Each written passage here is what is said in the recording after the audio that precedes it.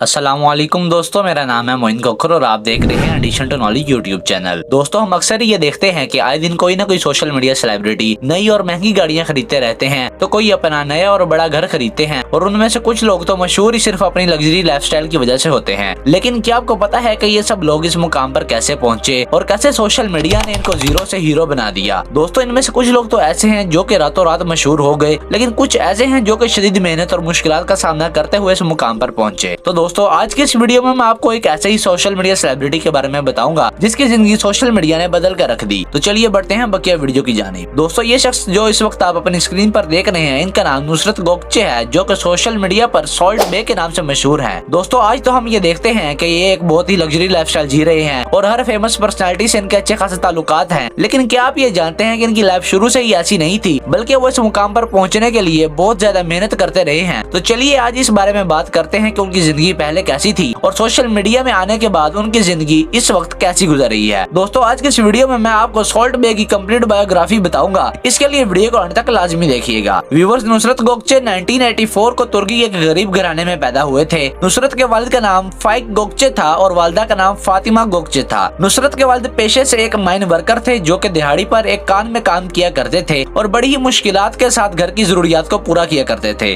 उनके घर के हालात इतने नाकिस थे कि नुसरत को 5वीं क्लास के बाद स्कूल को छोड़ना पड़ा ताकि किसी तरह से कमाई करके गुजर बसर किया जा सके। नुसरत ने पढ़ाई छोड़ने के बाद एक प्रोफेशनल बुचर बनने का इरादा किया और अपने इस ख्वाब को पूरा करने के लिए एक बुचर शॉप पर बिल्कुल कम मुआवजे पर काम करना शुरू कर दिया। दोस्तों, नुसरत ने अपने एक इंटरव्यू में बताया कि मैं इस शॉप पर 16-16 घंटे की ड्यूटी किया करता था, जिसकी वजह से मेरी सेहत बहुत खराब हो गई थी। व्यूअर्स, इतनी मुश्किलात के बाद भी वो अपने गोल को पूरा करने से पीछे नहीं हटे और इसी हार्ड वर्किंग नेचर ने नुसरत के लिए रास्ते खोल दिए। दोस्तों, अपनी इस लगन की वजह से उन्हें एक बुचर रेस्टोरेंट से जॉब की ऑफर आई और नुसरत ने बड़ी खुशी के साथ इस ऑफर को कबूल कर लिया। लेकिन वो ये नहीं जानते थे कि ये जॉब उन्हें जिंदगी की उन ऊंचाइयों में ले जाएगी जिसके बारे में वो कभी सोच भी नहीं सकते थे। उन्होंने अपनी इस जॉब को पूरी लगन से किया और उन्हें इसी जॉब की वजह से दुनिया को देखने का मौका मिला और नुसरत अर्जेंटीना चले गए। वहाँ पर नुसरत ने बहुत सी नई चीजों के बारे में जाना और उन्हें सीखने की पूरी कोशिश की। अपने पेशे में महारत हासिल करने के बाद नुसरत वापस तुर्की आ गए और उसी जगह पर काम करना शुरू कर दिया जहाँ पर वो पहले जॉब करते थे। नुसरत ने यह फैसला इसलिए लिया क्योंकि वो ये जानते थे कि उन्हें इस जगह पर अपनी महारत दिखाने का पूरा मौका मिलेगा। कुछ अरसा वहाँ पर काम करने के बाद नुसरत ने अपनी स्किल्स को बढ़ाने के लिए न्यूयॉर्क का रुख किया और वहाँ पर 3 महीने तक काम किया और फिर दोबारा तुर्की वापस आ गए। उन्होंने न्यूयॉर्क में सिर्फ 3 महीने इस वजह से काम किया क्योंकि उनका वीजा सिर्फ और सिर्फ 3 महीने का था। कुछ वक्त गुजरने के बाद नुसरत को एक बंदे की तरफ से ऑफर आई कि मैं तुम्हें इन्वेस्टमेंट दूंगा और तुम एक रेस्टोरेंट बनाओ और अपने लिए और मेरे लिए पैसे कमाओ। ये बात सुनकर नुसरत ने उसे कहा कि मैं तुम्हें इतने पैसे कमा कर दूंगा कि तुम्हें उसके लिए एक बैंक काउंटर खरीदना पड़ जाएगा और फिर नुसरत ने फौरी तौर पर उस ऑफर को एक्सेप्ट कर लिया। दोस्तों, ये वो वक्त था जब नुसरत को इतनी लंबी स्ट्रगल के बाद अपना रेस्टोरेंट खोलने का मौका मिला। वो रेस्टोरेंट बहुत अच्छा चला और इस रेस्टोरेंट में नुसरत के पास 12 टेबल्स और 10 एम्प्लॉयज थे। इसी तरह करते करते कुछ और इन्वेस्टर्स ने नुसरत के रेस्टोरेंट में इन्वेस्ट किया और नुसरत ने अपनी और फ्रेंचाइज बना ली। लेकिन फिर भी नुसरत अभी उस मुकाम पर नहीं पहुंचे थे जिसके बारे में वो ख्वाब देखा करते थे। लेकिन इस सब के बावजूद उन्होंने हिम्मत नहीं हारी और दिन रात एक करके मेहनत की। आखिरकार उन्होंने 2017 में सोचा कि क्यों ना मैं अपने इन प्रोफेशनल मीट कटिंग स्किल्स को सोशल मीडिया पर लोगों को दिखाऊं ताकि मजीद लोग मुझे जान सकें। नुसरत ने ये बात ज़हन में रखते हुए अपने सोशल मीडिया अकाउंट्स बनाए और उन पर दिन रात मेहनत करना शुरू कर दी। दोस्तों, ये बात ज़हन नशीन कर लेंगे, कोई भी शख्स उस वक्त कामयाब नहीं हो सकता जब तक वो अपने मकसद को हासिल करने के लिए कमर तोड़ मेहनत ना करे। और नुसरत ने इस बात को अपने पल्ले बांधते हुए सोशल मीडिया को अपना फ्यूचर बना लिया। सोशल मीडिया पर काफी वीडियोस अपलोड करने के बाद भी उन्हें कोई अच्छा रिस्पॉन्स ना मिला, लेकिन नुसरत एक मेहनती आदमी थे, इसीलिए हार ना मानी और आखिरकार उनकी एक वीडियो सोशल मीडिया पर रातों रात वायरल हो गई और उस पर 10 मिलियन व्यूज आए। उस वीडियो के आखिर में नुसरत ने हमेशा की तरह अपने सबसे मुनफरिद अंदाज में ओटमान स्टिक पर नमक छिड़का, जिसका अंदाज लोगों को बेहद पसंद आया और इसी यूनिक अंदाज की वजह से वो सॉल्ट बे के नाम से मशहूर हो गए। तो बस दोस्तों,